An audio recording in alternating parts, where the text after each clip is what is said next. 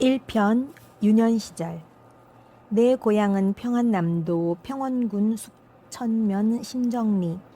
지금은 얼어붙은 동토의 먼 땅이지만 내 추억 속의 그곳은 공활하고 기름진 평야와 기계 있게 쭉쭉 뻗은 산들, 그리고 정 많은 이웃들의 상기되어 어른되는 그리운 사나이다.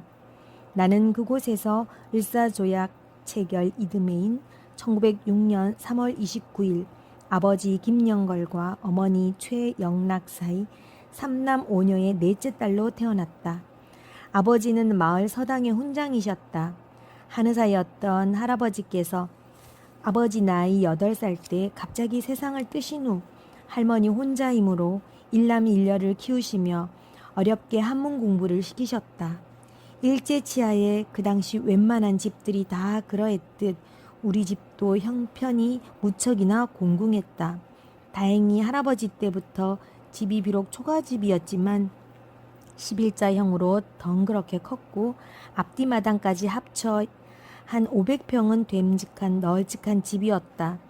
긴 울타리를 따라 살구, 복숭아, 배 등 갖가지 과실나무들이 빙 둘러 심어져 운치가 있었고 대문 밖에 나서면 심리 바깥의 앞산까지 훤히 내다보일 만큼 시야가 툭 트여 있었다.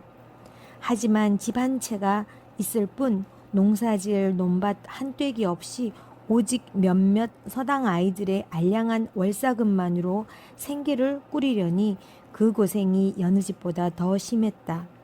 게다가 식구들이 계속 늘어나 서당 훈장 노릇만으로는 죽도 먹을 판이 되자 아버지는 부득이 훈장직을 거두고 농사를 시작하셨다. 하지만 서투른 농사 솜씨로 소득이 보잘것 없는 데다 원체 딸린 식구가 많다 보니 형편이 나아질 여지가 없었다. 그런 가난 속에서도 부모님은 일찍 개화되어 기독교 신자가 되셨다. 기독교인 박해가 심했던 대원군 섭정 시절에도 아버지는 이미 단발을 하셨다는데 언젠가 전국 방방곡곡에서 기독교인 색출이 있었을 때 아버지는 옷장 속에 숨어서 위기를 모면했다고 했다. 신앙이 독실했던 아버지는 절대 정직을 생활신조로 삼으셨으며 조용히 또 찬찬하고 모든 일에 정확성을 기하는 성품이셨다.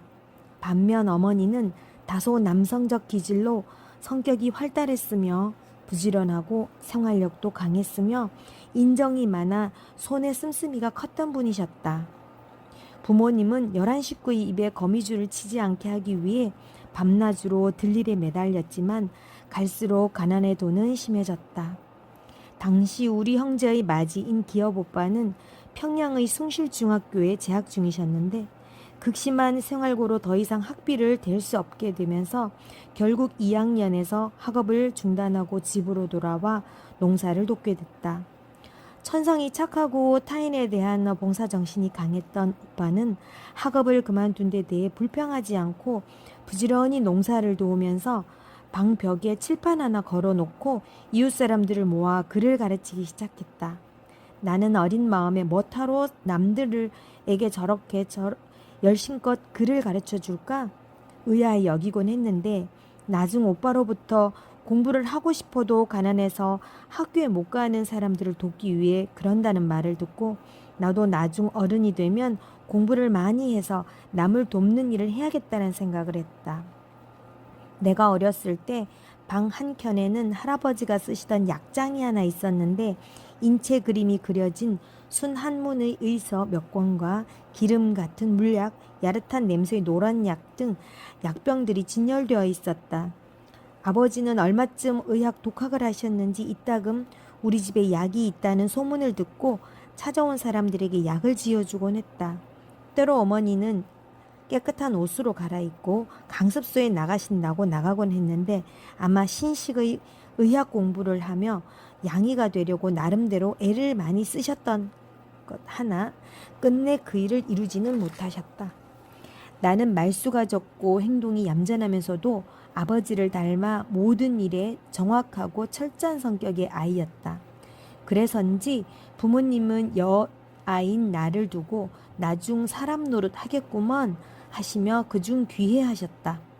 학교에 나가기 전부터 나는 새벽잠이 적어 늘 일찍 일어났는데 그럴 때마다 먼저 일어나 새끼를 꼬고 계셨던 아버지는 나에게 성경 이야기를 들려주시곤 했다.